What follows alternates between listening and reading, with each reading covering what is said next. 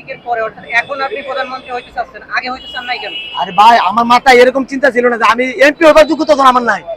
আমার কি ইয়াতে আমি আপনি নিজেই বলছেন এমপি হওয়ার যোগ্যতা নাই, তাহলে আপনি প্রধানমন্ত্রী হইতে চাচ্ছেন কি? কিন্তু আল্লাহ তাআলা মাথার ভিতর আমার বারবার গাড়ি চালায়, মানে গাড়ি চালা খালি একটা চিন্তা, তুই প্রধানমন্ত্রী হ। আল্লাহ মাথার ভিতরে আপনার গাড়ি চালায়? না না, আমার মাথার ভিতর চিন্তা, খাইতে গেলে ঘুমাইতে গেলে কি করবেন, যে মানুষের কল্যাণ কিভাবে করতে হয় চিন্তা করলাম। একটা প্রধানমন্ত্রী যদি হাইটা হাইটা প্রতিটা সেক্টরে যা আর খোঁজ খবর লয়, কোথায় দুর্নীতি হচ্ছে, কোন থানায় কোন হাসপাতালে, হ্যাঁ, বা বেকাররা চাকরি বানা কেন, বা কি প্রবলেম গুলা, এইগুলি যদি সরকার হাই হেলিকপ্টার নিয়ে বা মাইকু নিয়ে হাইটা হাইটা দেখতো না, তাহলে মনে সমাধান করার চেষ্টা দ্রুত। নির্বাচনের মধ্য দিয়ে জি নির্বাচন হবে, আপনি কিভাবে প্রধানমন্ত্রী হইতে চান? আমি ইন্নু সাহেব যেভাবে হয়েছে না আমি এভাবে হবো, আমার কোনো নির্বাচন হবে না। হ্যাঁ কি হবেন ওইভাবে? কি হবে? প্রাইম মিনিস্টার হবো, উপদেষ্টা, প্রধান উপদেষ্টা। আপনাকে কে বানাবে? আমাকে বানাবে বলতে বাংলার জনগণ, আমার এই কথা যদি সঠিক হয়, আমার যুক্তি যদি সঠিক হয়, আমি যদি ইন্নু সাহেব, শেখ হাসিনা সাহেব এবং খালেদা জিয়ার চেয়ে ভালো কিছু করতে পারি, তারা আশ্বস্ত হয় আমার প্রতি, তাইলে আমাকে সাপোর্ট দিব। আর যদি মনে করে না এটা ইহুদি নাসারা দেশ হয়ে যাক আর দান্দাবাজি দেশ হয়ে যাক, তারা সাপোর্ট দিবে তাদেরকে।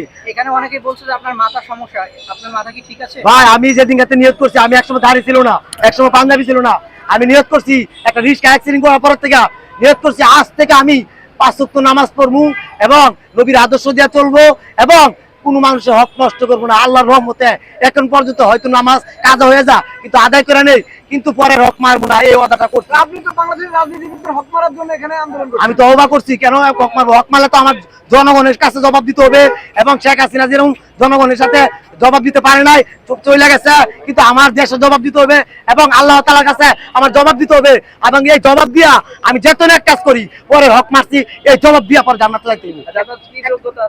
আমার যোগ্যতা ক্যাটাগরি আছে, আমি যে এই মানুষের সাথে ভালোবাসা দিয়া এবং নবীর আদর্শ দিয়া দেশ করতে পারবো, এটা আমার ক্যাটাগরি। ভাই একটা প্রশ্ন, আপনি বলেছেন শয়তানের ধোঁকায় পড়ে পড়ালেখা করেননি, হ্যাঁ, তো আপনি শয়তানের ধোঁকায় পড়ে কি আসলে প্রধানমন্ত্রী হতে এসেছেন? নো নো, ইম্পসিবল, শয়তানের দোকান পড়ে না ভাই।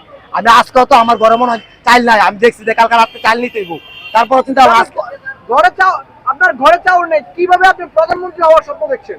ঘরে চাউল নাই, এরকম বহুত মানুষ বাংলাদেশে আজকে আছে নির্যাতিত, কিন্তু তাদেরকে সরকার দেখে না।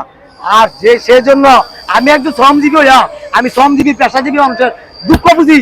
আমি ঢাকা মেডিকেল হাসপাতালে রুগী হয়ে গেছি এখান থেকে আন্দোলনকারী, গিয়া দেখলাম কি পরিস্থিতি, কি দেখলাম। নিজের পরিবার পরিজনের হকের আপনি কে বলছে দায়িত্ব নিতে পারেন না, তো সেখানে আপনি প্রধানমন্ত্রী হয়ে দেশের মানুষের দায়িত্ব নেবেন কিভাবে?